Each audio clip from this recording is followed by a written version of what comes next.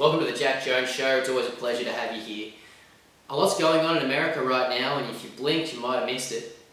This week, House Democrats plan to use federal committee funds to pay for more personal security to themselves. Apparently, the massive fence surrounding Washington, D.C. isn't enough. There's also thousands of troops stationed there. The soldiers were reportedly there for potential unrest at the inauguration on January 20th, but a little bit of a problem with that, there was no unrest.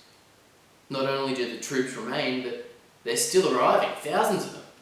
As of last Thursday, National Guard troops from 23 states were sent there.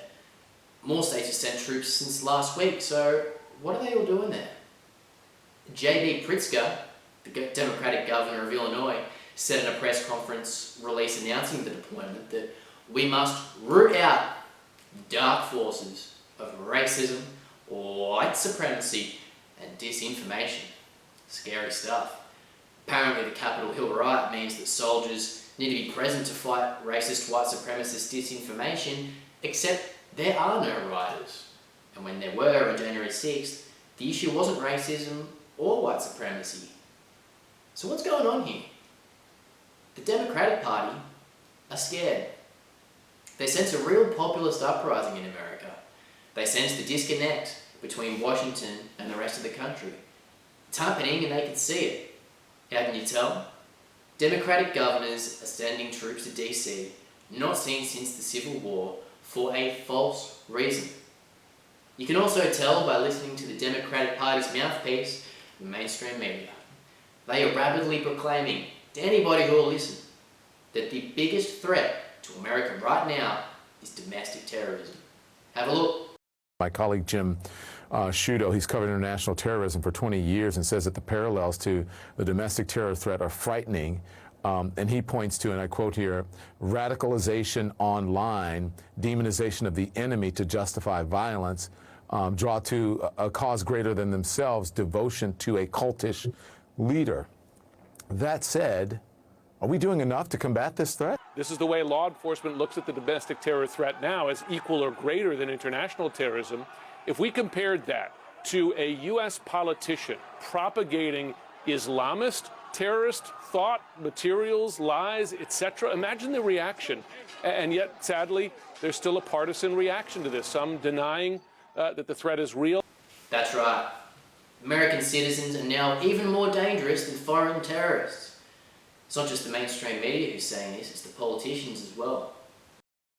There are legitimate white supremacist sympathizers that sit at the heart and at the core of the Republican caucus in the House of Representatives. There's no consequences for racism, no consequences for misogyny, no consequences for insurrection, and no consequences means that they condone it. We are now away from acting out of fealty to their president that they had in the Oval Office.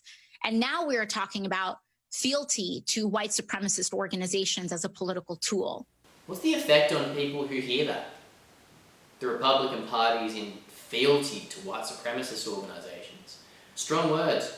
Apparently now every Donald Trump voter is a white supremacist, and these white supremacists are domestic terrorists. I mean, we all know that's not true, but it's worse than that. This is a dark fantasy based on fear which has consequences. The Democrat playbook is clear. Silence opposition with big tech, tarnish Trump voters with the same brush as the Capitol Hill rioters, and box politicians into a militarily controlled DC bubble.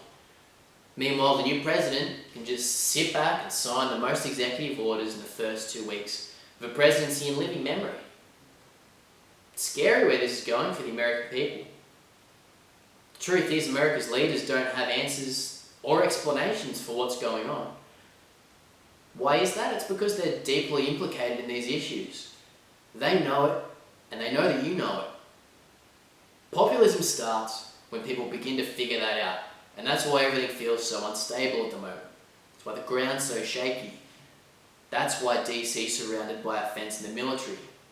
America's new leaders are doing the worst thing that anybody could do in the face of a populist movement, refusing to admit there's a problem. They're refusing to admit their role in the decline, and they're refusing to admit their role in this movement. And if they keep it up, and Donald Trump remains silent like he is, he will become even more of a martyr to these people.